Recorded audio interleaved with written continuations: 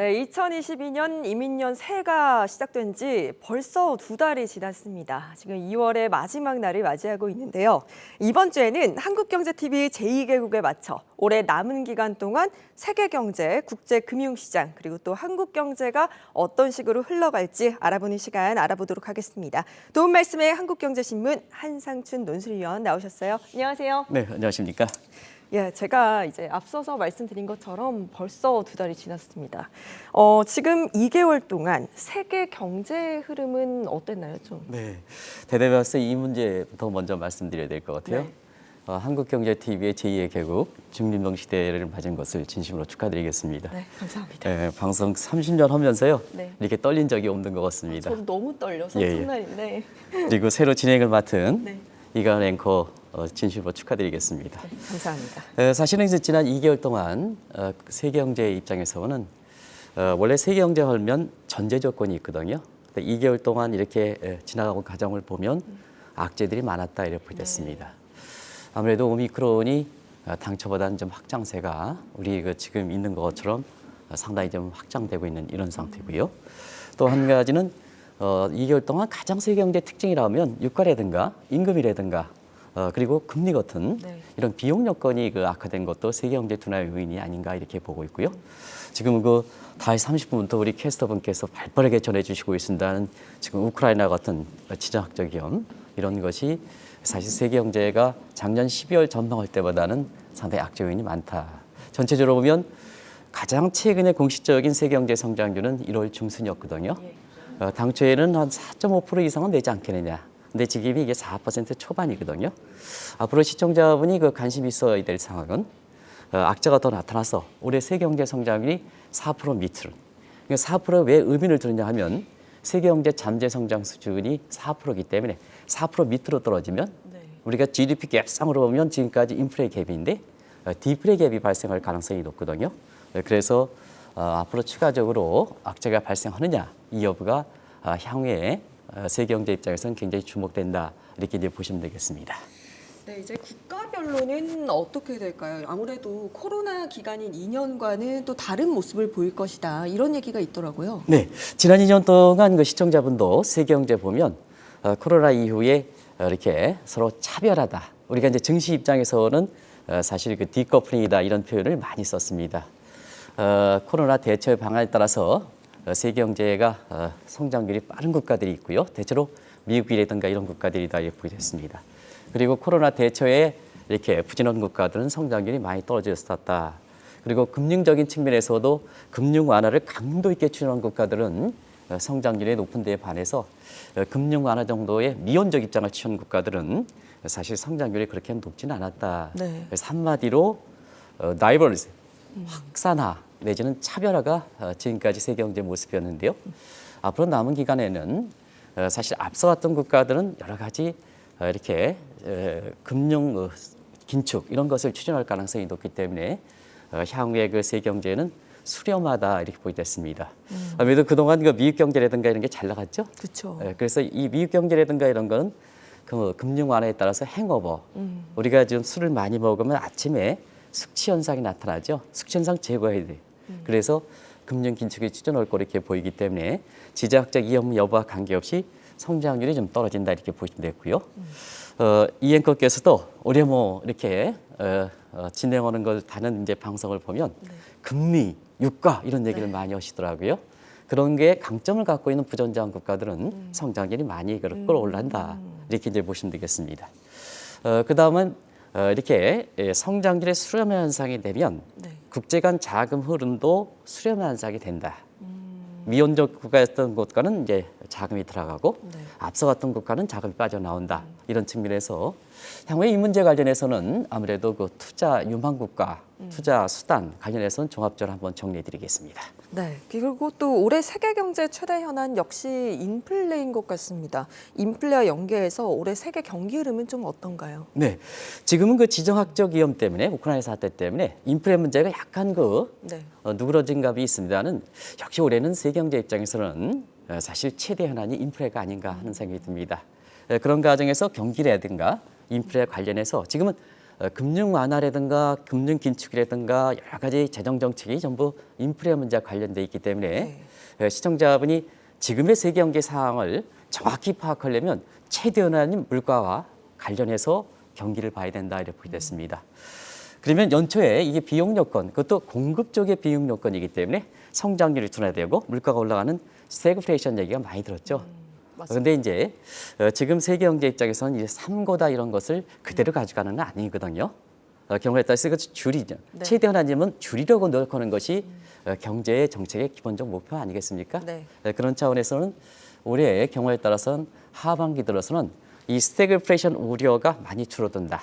그러면 이제 스태그플레이션의 전 단계가 코어사이, 즉 스태그플레이션에서 슬로우플레이션 단계로 작년에 이맘때쯤에 이렇게 얘기했던 슬로우플레이션 단계로 가지 않겠느냐. 그리고 아마 시청자분께서 또 주식 투자 입장에서는 가장 반가운 것이 물가라든가 경기적 측면에서는 골디락스 이런 얘기를 많이 했는데요.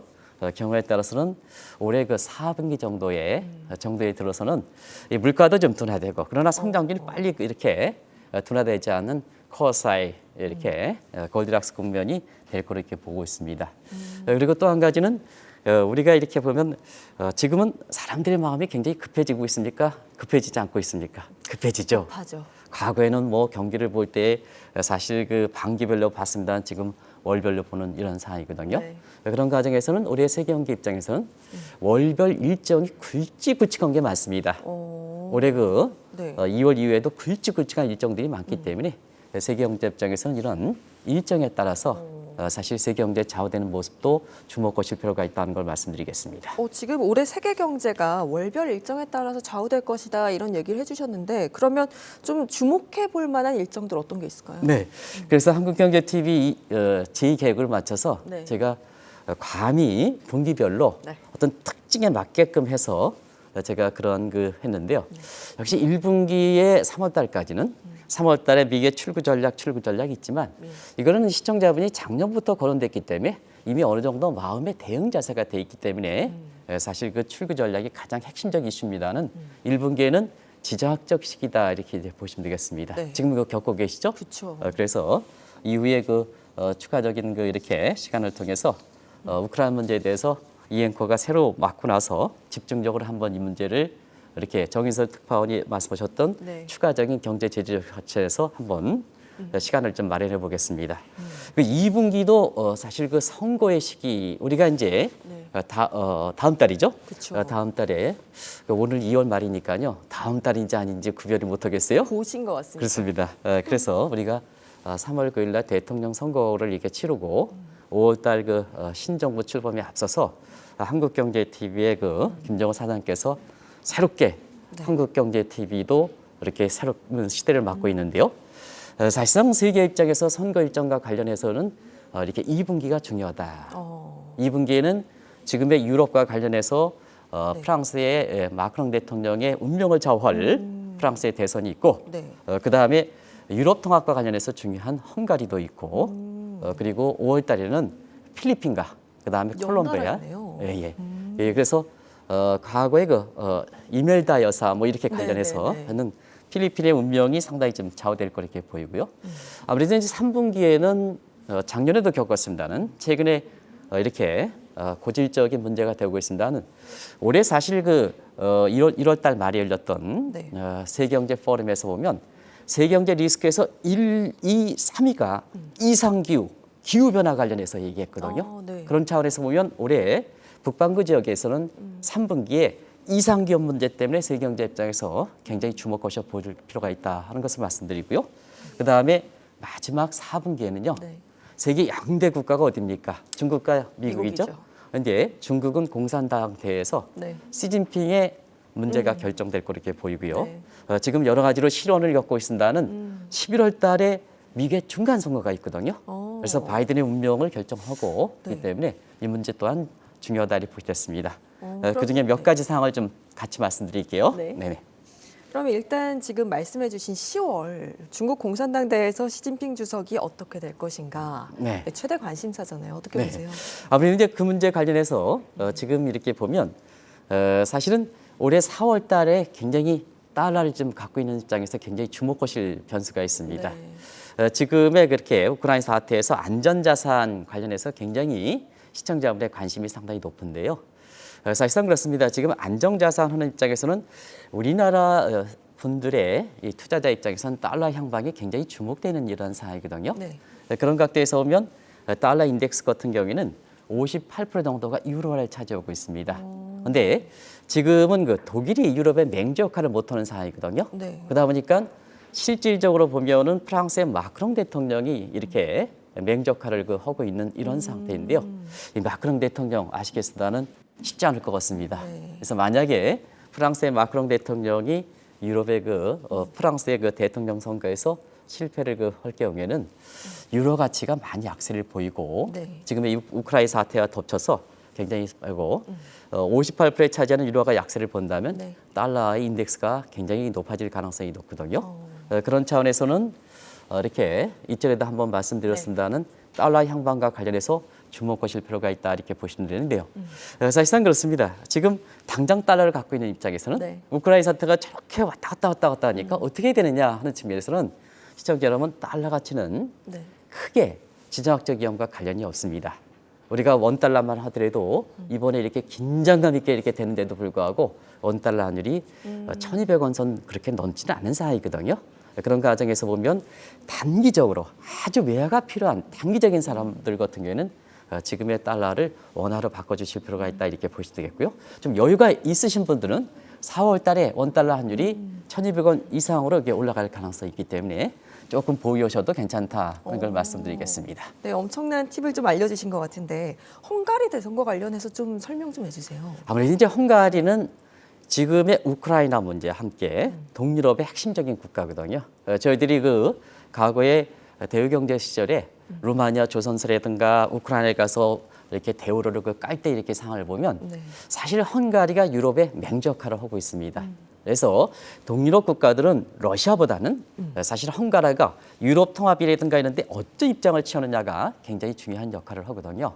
근데 4월 달 같은 경우에는 헝가리에 대선이 있습니다.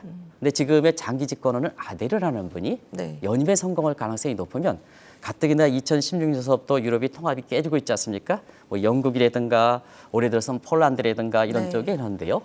유럽 통합에 우크라이나 사태와 함께 굉장히 실현을 걷지 않겠느냐. 그러면 그 또한 유로 가치가 약세를 띠고 달러 가치가 강세를 보이고 있기 때문에 네. 사실 그 달러를 갖고 있는 사람, 여유를 갖고 있는 사람은 4월 달 이후로 기다려도 괜찮다는 걸 말씀드리겠습니다. 네, 그리고 앞서서 얘기해 주신 게 이제 10월 달이 이제 굉장히 중요할 것이다. 양대 강국 중 하나인 중국의 이슈가 있다라고 말씀을 해주셨잖아요. 네. 어떻게 보세요? 아무래도 지금 이제 파트너가 미국과 러시아지만 네. 사실 러시아의 푸틴 대통령이 우크라이나의 전쟁에 대해서 이렇게 굉장히 아주 야심차게 하는 것도 경제 패권에서 미국의 그 경제 패권 다툼보다는 아무래도 경제 패권 다툼에서는 러시아는 많이 열의에 차져 있는 상태거든요. 네. 그런 과정에서는 정치 군사적 측면에서 지금의 미국의 파트너 또 제2의 냉전 이런 시대에서 네. 파트너가 당신이 옛날부터 선조서부터 미국의 그 파트너 역할은 구소련 러시아가 담당했는데요. 네. 이게 중국으로 뺏기는 감이 있거든요. 그런 과정에서 사회주의에 뺏긴 맹주 역할을 찾는다는 과정에서 이렇게 전략적 지역인 우크라이나를 그 전장을 통해서 집착하는 이런 분위기도 있다 이렇게 보여졌습니다. 그런 측면에서 보면은 아무래도 지금 세계 경제 중심은 중국이다 이렇게 보시면 되겠는데요. 중국 같은 경우에도 사실 지금 측면에서는 시진핑이 개인적으로도 굉장히 정책 야망을 많이 갖고 있는 이런 상황입니다. 네. 그래서 작년부터 여러 가지 성장 전략이라든가 세계 가치 사슬이라든가 이런 것을 전부 바꿔가고 있습니다는 원래는 그렇거든요. 경제적 측면에서 지지 기반을 다지고 이걸 인민들이 공감대가 형성된 다음에 정치적인 측면에서는 자신의 야망의 기반을 공고해야 네. 사실 그 기반에 공고했던 것이 오래 지속 가능한 겁니다. 그런 측면에서 보면 지금 쌍순환 전략, 가치 사슬 그리고 작년에 10월 달에 열렸었던 사실 그 전회에서 대외적으로 보면 중국을 위한 이렇게 중국 중심의 팍스니카 구상을 했던 이런 상태거든요. 네. 그 구상을 공산당원으로부터 장기적 집권 기반을 하는 것이 사실 10월 달에 열린 공산당 대회다 이렇게 보시면 되겠습니다. 그래서 그동안 얘기했던 뭐 공유 경제라든가 네. 중국몽이라든가 이런 것이 하나의 기결점을 맞는 이런 것이 10월이기 때문에 네. 우리가 국제사회에서 굉장히 주목되는 달이다 이렇게 보게 됐습니다. 네, 그러고 보면 이제 10월이 지나면 11월에 또 다른 강구, 또 미국의 중간 선거도 있잖아요. 증시 입장에서 굉장히 중요할 것 같거든요. 네, 그렇습니다.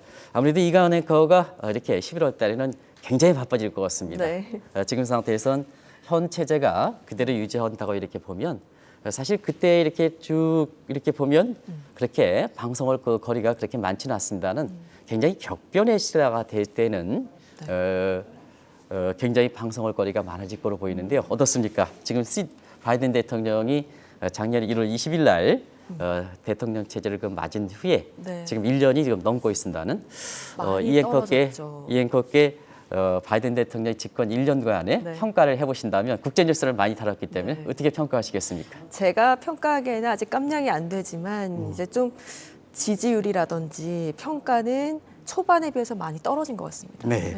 역대 대통령 중에서는 가장 지도가 떨어지는 것이 아닌가 생각합니다.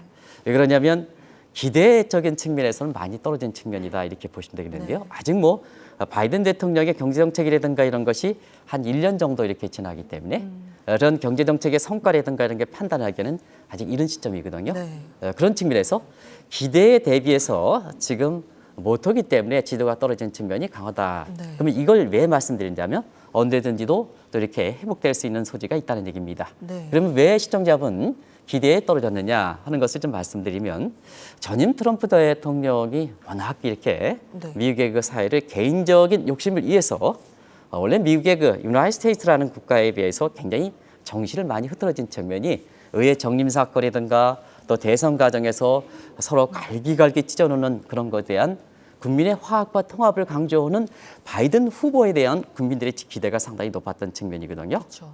그런 측면에서 지난 1년 동안 이 기대를 부응하지 못했던 측면이 실질적인 성과보다도 미 국민들에 대해서 굉장히 지도를 떨어뜨리는 계기다 이렇게 보시면 되겠습니다. 네. 그게 이제 결정적인 게 아프가니스탄에 미국의 주민들이 있는 상태에서 저게 철군하는데요. 이 대목을 좀 말씀드리면 이 우크라이나 사태와 관련해서도 이게 중요한 대목이기 때문에 말씀드립니다. 원래 미군은 합중국이기 때문에 유색인종이 항상 내가 마이너다 한 소외 계층이 있는 상태거든요.